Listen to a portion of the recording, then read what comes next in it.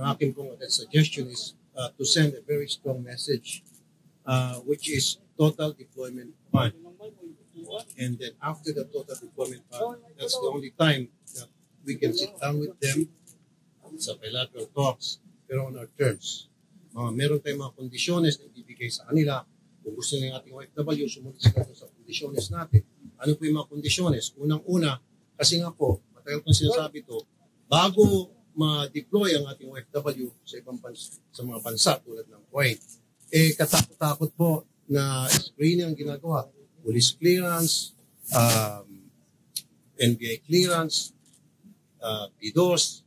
Pero pagdating doon sa employer, walang guarantee na itong employer na ito ay malinis at matino, na mentally stable sila. Dapat yun, pag yung mga employer, well-screened din. Dapat magpapakita sila ng mga patunay na sila ay malinis ang kanilang record, meron silang police record, and then ito pa. Ang gusto ko i-suggest is lahat ng employers sa mga high-risk countries, they have to submit a document na pumasa sila sa neuropsychiatric exam.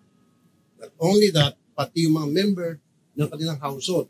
Kasi dito po sa kay Julie B, in fairness naman po doon sa dalawang amo, sa mag-asawa, mabait naman daw. Yung loko-loko, yung 17 years old na anak, na lalaki, and then yung 4 years old na bata, na mas nakagawat ang kapatid, na binabastos palagi, si Julie B, hinagisan daw ng dumi, at kung anong klaseng pagmamagtrato, pambabastos ng ginagawa. So therefore, dapat lahat ng member ng household, magawan din thorough assessment na to make sure dapat silang magkaroon ng OFW sa household nila. Isa pa, isa sa napapansin ko na tuwing Ramadan, merong mga OFWs tayo na hindi natitiis yung gutom kasi hindi sanay sa fasting. Pagod na sa trabaho, overwork, and then hindi pa papakainin. So, nirespeto natin yung kanilang reliyon. Dapat yung reliyon din natin, respetuhin nila. So, kung sila ay magpa-fasting, then go ahead, mag-fast sila. Pero dapat pakainin nila yung OFW. Siguro, i-separate sa kwarto and then pakainin nila dahil pagod na nga yung pobre, overwork at puyat, and then hindi pa papakainin. So, ang ginagawa natin mga OFW, umaalis na lang, lumalayas. At pag lumayas, pag nahuli, gagawa ng istorya at kinukulong. So, there are so many things that kailangan kong pag-aralan pagdating sa bilateral talks. I would make sure na nandun ako at pag-aralan ko kung ano pa pwede kong mai-suggest para to ensure na yung ganitong klaseng incident hindi na mangyari. Dumidiretso po sa family para makipagkarekto ang masapahan ng kaso at ang nagkaanan po. Paano po natin isang hangarin natin na mabigyan ng justice. Kaya nga po, meron tayong tinatawag na DFW, meron po tayong mga taga-polo na kapag may insidente nangyari ganito, dapat agad-agad darating sila to the rescue para pakinggan yung hinaing at OFW at tingnan kung ano yung pwedeng maitulong sa ating OFW at anong justisya kailangan makuha ng ating OFW na na-appeal na magtrato. So, kailan po natin nasa bilateral as soon as possible. At isa pa pala sinasuggest ko, sabi ko, dapat itong Kuwaiti government, they should issue a public apology. Kasi sa ngayon, nakapag-apologize daw sila through a letter sa pamilya at nag-issue ng condolences. Sabi ko, natural, mag-issue ng condolences at apology doon sa family ng victim. Pero kulang yan. Gusto ko, public apology para sa mga Pilipino. They should issue that statement. Mukhang nag-alanganin daw ata, pero titingnan. Sabi ko, failure to do so, employment ban talaga. Well, sir, kayo po ang may hawak sa Senate Committee on incident ito. Paano po natin yung mga migrant workers natin, yung mapuprotektahan? Isa po sa nagiging problema natin kung bakit paulit-ulit nangyari ito, yung monitoring. Kulang po talaga tayo sa monitoring. Kapag na-deploy na po yung ating OFW doon sa lugar na trabahuan, tapos na, pinapabayaan na po ng recruitment agency kasi nabayaran na po sila. Dapat may constant monitoring on a regular basis. Tinitingnan yung kalagayan ng ating mga OFW. Sa pa po, kadalasan, dyan sa Kuwait, sa Middle East, hindi nasusunod yung kontrata. Halimbawa, nakalagay sa kontrata, bago umalis yung ating OFW, dalawang batang alagaan, mag-asawa, so 4, and then bungalow. Pero wag ka, pagdating dun sa lugar, yung pala, 10 ang alagaan niya. Tapos up and down, ang bahay na linisan niya. At yung pala, 15 hours siya na magtatrabaho at konti na oras na tulog niya. Hindi nasusunod ang kontrata. Dapat yun, kaya nga titingnan ko itong kontrata ni Julie P. Kung ano pa nakasad doon. Kung nasunod ba o hindi kontrata. Kapag hindi nasunod, then tatamaan ng lintik itong agency, recruitment agency at saka yung FRA. Of course. Well, actually, hindi nagsumbong. Nakausap ko yung family. Hindi nagsumbong. Kasi ang sinasabi ng ating OFW, si Julie B, na parang makulit. Pero okay lang, sabi niya. Nagsabi sa pamilya. Sabi ko sa pamilya, bakit di ka nagsumbong sa agency? Kung nagsumbong ba kayo? Sabi hindi raw. Kasi nga, wala namang sinasabi si Julie B sa kanila na matindi na yung ginagawang pananakit or kung ano pa man.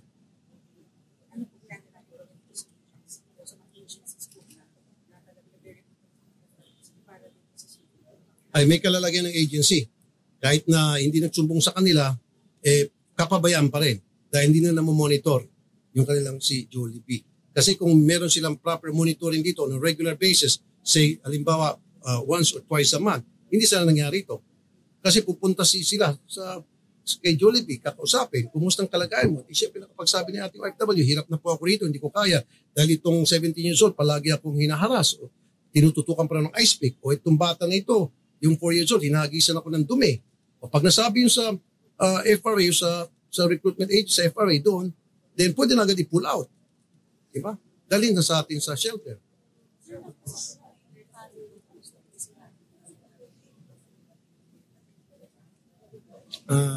Most of them hindi ko nakausap dahil sobrang lungkot nila. Masama ang kanilang kalooban, kanilang nagdadalamhati sila and I respect that. However, yung isa sa mga anak, yun lang nakausap ko, sandali lang. Pero all of them ay very, very sad.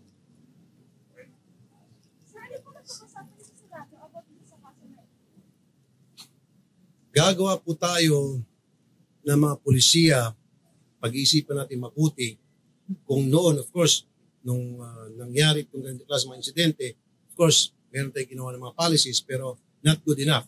This time, pag-aralan natin mabuti, lahat ng stakeholders, let's get them involved kung ano yung mga hakbang para mabigyan ng proteksyon yung safety and security ng ating mga OFWs. Kaya lang sir, yung TMW, they were saying na kung ano daw kasi effective or solution talaga yung public responsibility. Kasi it would also affect yung mga businesses kung mga OFW na Tama ka dyan. Yan ang sinabi ng ambassador, I forgot his name, ng DFA, na maapektuhan daw yung mga OFWs na pauwi na patapos ng kontrata, baka hindi na makabalik. Pero isipin naman natin na paulit-ulit na lamang ginagawa to. Of course, dapat there should be a compromise. Dapat meron din tayong gagawin pagtiis. Alang-alang dun sa 3 kababayan natin. Marami pang kababayan natin na abuso, na pinatay, at kung ano pang kababoy na ginawa nitong mga employee sa Kuwait. We have to send a strong message. Hindi pwede tayo maglambot-lambot dito. For me, I don't want to show weakness. We should have to show strength. Ginago nyo kami, then may balik. At ang balik ay total deployment ban. Kasi nga po, they need us. Kailangan na kailangan nila tayo. Kaya nga itong Kuwaiti government, agad-agad nakipag-usap sa ating gobyerno at gusto umupo makipag-usap sa atin. Kung ano yung mga pwedeng gawin nila para ma-appease tayo. Sabi ko, no. You want to talk to us? Then, total deployment ban, may pinanghawakan tayo. Once na-issue yan, then let's talk on our terms. Sir, kung sa magbibigay ng kapagano ng gobyerno, ano pa ang may tulong ng pamalaan para nakakamit ng justice? Of course, nahuli na yung suspect o nasa kustodiya ng Kuwaiti government. Siyempre, mayroong mga legal assistance na binibigyan niya at may matatanggap na insurance yung pamilya. I think it's 800,000 pesos something and then 220,000 nagbigay yung OWA, nagbigay din tayo ng konting financial assistance. So maraming tulong kahit pa paano makukuha ang financial assistance yung family. But that's not enough. For me, it's really the justice na dapat na makuha nitong pamilyang biktima. Sir, yung financial po na expect po pa makapagtapos lang po yung anak po Yes, nangako nga ako na magbibigay ako ng scholarship dito sa dalawang anak ni Jollibee at nalaman ko na breadwinner pala din itong si Jollibee. So marami akong gagawin personally sa sarili kong pera para makatulong. Although yung OWA nagbigay ng 220 at meron daw yung insurance na 800,000. Sir, nagkakaroon na meron kayong mga plano para hindi na nangyari na ito. May balak po kayo sa pagpapag-usap kay Pangulo para ma-assure na makainis sa pagpapag ng mga plano. Well, if necessary, of course, I'll be more than happy and willing to talk to the President para kunan din siya ng input tungkol sa sitwasyon na ito.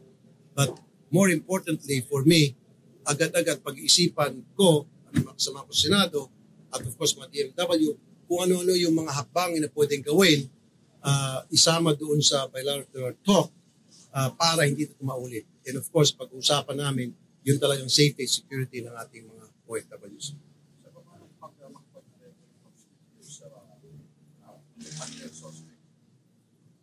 Sana.